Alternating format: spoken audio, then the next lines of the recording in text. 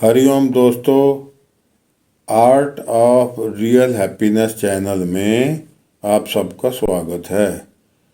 संत फरमाते हैं, क्यों भटकता फिर रहा तू वह तलाशे यार में। रास्ता शाहरग में है दिलबर को पाने के लिए। सो अगर परमात्मा को पाना है तो अपने अंदर ही उसे खोजना होगा। किसी ने क्या खूब कहा है, मोको कहाँ ढूंढे रे बंदे, मैं हूँ तेरे पास में। बड़े अफसोस की बात है कि वस्तु कहीं ढूंढे कहीं, कै विद आवे रास। सो जो चीज़ जहाँ है वहीं ढूंढनी चाहिए। एक बार एक आदमी अपने घर के बाहर बैठा खाक छान रहा था। किसी ने पूछा, क्या कर रहे हो? तो कहने लगा कि बात करने की फुर्सत नहीं है। आदमी की जिद करने पर उसे मजबूरन बताना पड़ा कि मेरी हीरे की अंगूठी खो गई है। तो उसने कहा कि मैं भी आपकी सहायता कर सकता हूँ, मेरे पास बहुत टाइम है। अच्छा तो बताओ कि कहाँ खोई है? कहने लगा, मैंने तो घर की अलमारी में रखी थी। तो वो कहने लगा, सारी उम्र यहाँ खोजते रहो, कुछ नहीं मिलेगा। वहीं ढूंढो जहाँ ये खोई है। सो इसी प्रकार सेहत का खजाना शुद्ध भोजन में है, इसी में इसको ढूंढना चाहिए। प्राणी मात्र के आहार के लिए फल प्रकृति की अनुपम देन है। धर्म ग्रंथों, वेद आदि में जगह जगह किसी न किसी रूप में फलाहार का विधान एवं वर्णन है। कुरान में भी अंगूर, खजूर, अंजीर और अनार आदि फलों का वर्णन है। इसी प्रकार बाइबल में भी वर्णन है। प्राचीन काल में मानव फल का अधिकाधिक उपयोग करता था। तब यह स्वस्थ, सुखी और दीर्घ जीवन बिताता था।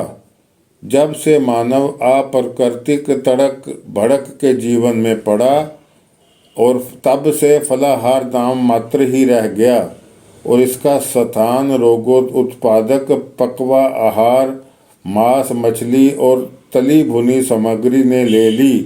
फलस्वरूप मनुष्य स्वास्थ्य से बीमारी की ओर जाने लगा और फल हर प्रकार के रोग को ठीक करने की ताकत रखते हैं, मगर फिर भी लोग रोग का इलाज कड़वी नकली दवाइयों में क्यों ढूंढते हैं? क्यों अमृत छोड़कर जहर खाने में लगे हैं? अफसोस की बात है कि अब तो कई लोग कीटनाशक इस्तेमाल कर ये भोजन दवाइयाँ रूपी जो है इसको भी जहरीला कर रहे हैं। ये कीटनाशक से फसलें तेजी से ज़्यादा उगती हैं, उस पर कीड़ों का कोई असर नहीं होता, मगर इस फसलों के जरिए शरीर में पहुँचे रसायन और केमिकल हमें नुकसान पहुँचाते हैं। कुछ फसलें बिना केमिकल इस्तेमाल से तैयार होती हैं, उन्हें ऑर्गेनिक फूड्स का नाम दिया गया है। ऑर्गेनिक फूड्स में तमाम प्रकार की सब्जियां, दालें, फल, आटा, मसाले वगैरह आते हैं और ये सब हमारे पास उपलब्ध है और भेजने का भी इंतज़ाम है। अगर सही ढंग से सही मात्रा में इनका प्रयोग करें तो ये खाने का स्वाद दोगुना कर सकते हैं। इसके अलावा भोजन करते समय प्रसन्नचित्त रहना आवश्यक है। भोजन करते समय टीवी, मोबाइल आदि में ध्यान नहीं लगाना चाहिए, बल्कि भगवान में ध्यान लगा के खाना चाहिए। क्योंकि मन में गुस्सा, शोक आदि कुछ भी भाव हो तो ऐसी अवस्था में किया हुआ भोजन भी हानिकारक होता है। और भोजन ना ज़्यादा गर्म और ना बहुत ठंडा होना चाहिए। 3 प्रकार की रसोई है। एक भगवान की रसोई जो सीधे खेतों से फल सब्जी आकर बिना आग में पकाए खाएं, वो औषधि का काम करते हैं। दूसरा जो हम रसोई में पका कर खाते हैं वो भोजन है। तीसरी रसोई में जो भी पैकिंग फूड्स हैं ब्रेड, नमकीन, बिस्कुट, पैकेट वाले दूध, आइसक्रीम, चॉकलेट वगैरह हैं, ये सब शैतान की रसोई में आते हैं और बीमारियां पैदा करते हैं। फल भोजन और दवा दोनों का कार्य करते हैं। फलाहार का बहुत ही महत्व स्थान है। औषधि का प्रभाव बाद में किसी न किसी रोग को जन्म देता है, जबकि फल द्वारा रोग मुक्त होने के बाद भविष्य में भी रोग से बचने की गारंटी मिलती है। फल सब्जियों को प्रकृति की फार्मेसी ही मानिए। कुदरत इंसान को ऐसी दवा प्रदान करती है जो खाने में स्वादिष्ट भी लगती है और हर रोग का इलाज भी करती है। इंसान ऐसी दवा को छोड़कर जहरीली दवाओं का इस्तेमाल क्यों करता है? असाध्य से असाध्य रोग भी इससे भाग खड़े होते हैं। नियमित फलाहार करने वालों की बुद्धि भी तीव्र होती है और काम में थकान नहीं आती। फलस्वरूप इंसान मानसिक तनाव से भी आज़ाद रहता है और कभी किसी कमजोरी का शिकार नहीं होता।